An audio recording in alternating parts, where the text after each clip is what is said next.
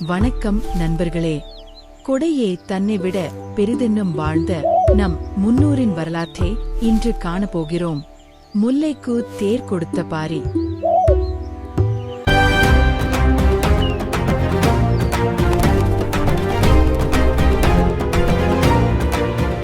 எழில் கொஞ்சி விளையாடும் இந்த அழகிய காட்சியை காணவே உள்ளம் குளிர்கிறது. வாருங்கள் சுற்றி பார்ப்போம். கடைச்சங்க காலத்து வள்ளல்களில் ஒருவரான வேள்பாரி பரம்பு நாட்டை ஆண்ட குறுநில மன்னர். வீரத்திலும் ஈரத்திலும் அவருக்கு நிகர் அவரே என்று புறநானூறு புகழ்கிறது. ஒருநாள் பாரி மன்னன் தனது அழகான போர் தேரில் காடு வழியாக தன் அரண்மனைக்கு திரும்பிக் கொண்டிருந்தார். அந்த தேர் அவருடைய வீரத்திற்கும் கௌரவத்திற்கும் அடையாளம். வழியில் ஒரு முல்லை கொடி படர இடமில்லாமல் தரையில் கிடந்து காற்றில் அலைக்கழிக்கப்படுவதை பார்த்தார். படர கொம்பில்லாமல் வாடிக்கொண்டிருந்த அந்த சிறு செடியின் தவிப்பு மன்னனின் உள்ளத்தை உருக்கியது. தேரை நிறுத்து. அரசர், தளபதி மற்றும் கபிலர் அந்த செடியின் அருகில் வந்தார்கள். கபிலரும் பாரியும் உற்ற நண்பர்கள். என்னவாயிற்று மன்னா? ஏதேனும் ஆபத்தா? பகைவர் நடமாட்டம் ஏதும் கண்டீர்களா? இல்லை, அங்கே பார், அந்த முல்லை கொடியை பார். நண்பரே, அது ஒரு சாதாரண முல்லை கொடிதான். காற்றில் அலைபாய்ந்து தரையில் படர்ந்து கொண்டிருக்கிறது. அதில் என்ன விசேஷம்?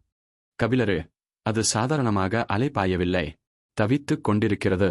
தான் படர்வதற்கு ஒரு பற்றுக்கோடும் இல்லாமல் தரையில் புழுதியில் புரள்கிறது. ஒரு மெல்லிய கொடிக்கு கூட வாழ ஆசை இருக்குமல்லவா? அதற்கு உதவ ஒரு கொம்பும் இல்லையே. மன்னா, இங்கே மரங்களோ அல்லது கொம்புகளோ இல்லை.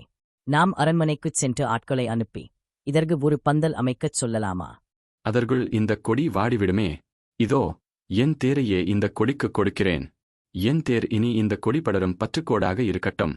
இது பொன்னும் மணியும் இழைத்த அரச தேர். மூவேந்தர்களும் பொறாமைப்படும் உனது வீரத்தின் அடையாளம். இதை ஒரு சாதாரண கொடிக்காக இங்கேயே விட்டுச் செல்வதா? நண்பரே, கொடிக்குத் தெரியாது இது அரசதேர் என்று. அதற்குத் தெரிவதெல்லாம் இது ஒரு பற்றுக்கோடு என்பது மட்டுமே.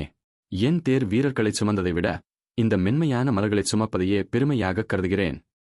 தனது கம்பீரமான தேரை அந்த முல்லை கொடியின் அருகில் நிறுத்தினார். தன் கைகளாலேயே அந்த மென்மையான கொடியே தேரின் மீது படரவிட்டார். ஒரு நாட்டின் மன்னன் ஏறும் சிம்மாசனம் அன்று ஒரு சாதாரண முல்லை கொடிக்கு கொடிகொம்பு ஆனது. பாரி, உன்னை பாட வார்த்தைகளே இல்லை. முல்லைக்குத் தேர் கொடுத்த பாரி என்று உலகம் உன்னை தூற்றும் என்று நினைத்தேன். ஆனால் உன் அன்பு உலகத்தையே போற்ற வைக்கும். பசி என்று வருபவனுக்கு உணவு கொடுப்பது வளல்தன்மை. ஆனால் பேச முடியாத ஒரு செடிக்குத் தன் தேரையே கொடுப்பது பேரன்பு. கபிலரே, இதில் என்ன பெருமை இருக்கிறது?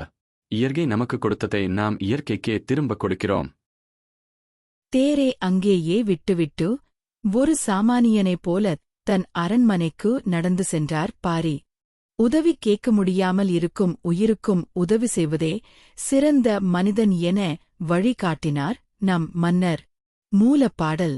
இவர் யார் என்குவை ஆயின், இவரே ஊருடன் இரவலர்க்கு அருளித் தேர் உடன் முல்லைக்கு ஈத்த செல்லா நல்லிசை படுமணி யானை பரம்பின் கோமான் நெடுமா பாரி மகளிர்.